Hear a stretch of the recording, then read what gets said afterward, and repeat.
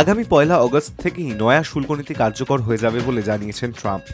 ইতিমধ্যেই কানাডার president mark কার্নের উদ্দেশ্যে চিঠি লিখে ফেলেছেন তিনি। হোয়াইট হাউস সূত্রে খবর, শুক্রবারের মধ্যে সে চিঠি অটোয়ায় পৌঁছে যাবে। তবে বৃহস্পতিবারই 35% শুল্ক আরোপের কথা কানাডা প্রশাসনকে জানিয়ে দেওয়া হয়েছে বলে ট্রাম্প প্রশাসন সূত্রে খবর।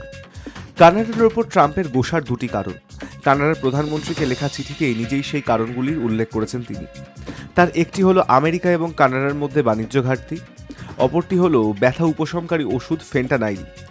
যদিও ট্রাম্প প্রশাসনের অভিযোগ, আমেরিকায় ওষুধটি মাদক হিসেবে ব্যবহার করা হয়। এই মাদকটি ব্যথার উপশমের ক্ষেত্রে মরফিনের তুলনায় বহুগুণ শক্তিশালী। এর আগেও ট্রাম্প অভিযোগ করেছিলেন কানাডা হয়ে এই মাদক আমেরিকায় প্রবেশ করছে। বৃহস্পতিবারও ফের একই অভিযোগ করেছেন ট্রাম্প। কানাডাকে পাঠানো চিঠিতে দাবি করেছেন আমেরিকায় ফেন্টানাইল ঢোকা রুখতে ব্যর্থ হয়েছে অটোয়া।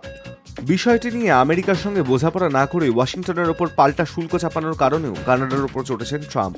জানিয়েছেন এই সমস্ত কারণেই কানাডা থেকে আমেরিকায় ঢোকা সমস্ত পণ্যে 35% শুল্ক আরোপ করা হচ্ছে। শুল্ক এড়িয়ে কোনো পণ্য আমেরিকায় ঢোকানোর চেষ্টা করা হলে তারও বেশি পরিমাণ শুল্ক চাপানো হবে বলেও হুঁশিয়ারি দিয়েছেন তিনি।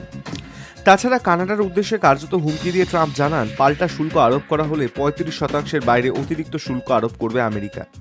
তবে একটি শর্তে কানাডার ওপর শুল্ক তুলে নেবে বলে জানিয়েছেন ট্রাম্প। সেক্ষেত্রে কানাডা সরকার কিংবা সেদেশের সংস্থাগুলিকে আমেরিকায় পণ্য উৎপাদন করতে হবে। ক্ষমতায় আসার পরেই ট্রাম্প ঘোষণা করেছিলেন তিনি প্রতিবেশী কানাডা এবং মেক্সিকোর পণ্যের ওপর শুল্ক আরোপ করবেন। গত ফেব্রুয়ারিতেই ট্রাম্প জানান কানাডার পণ্যে আমেরিকা 25% শুল্ক বসাবে।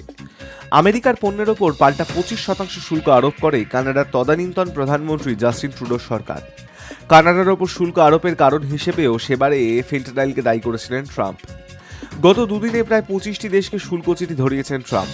তবে এখনও অনেক দেশকে এই সংক্রান্ত চিঠি পাঠানো বাকি রয়েছে। ট্রাম্প জানিয়েছেন বাকি এই দেশগুলির পণ্যের ওপর 15 অথবা 20% শুল্ক চাপতে পারে। বিষয়টি নিয়ে ভাবনা চিন্তা চলছে বলে জানিয়েছেন তিনি। প্রসঙ্গত কথাবার্তা অনেকটা এগোলেও এখনও পর্যন্ত ভারত আমেরিকা বাণিজ্য চুক্তির বিষয়ে আনুষ্ঠানিকভাবে কিছু জানানো হয়নি। তাই নয়াদিল্লির ওপরেও এই 15 থেকে 20% শুল্ক চাপবে কিনা তা এখনও স্পষ্ট নয়। Hi news network.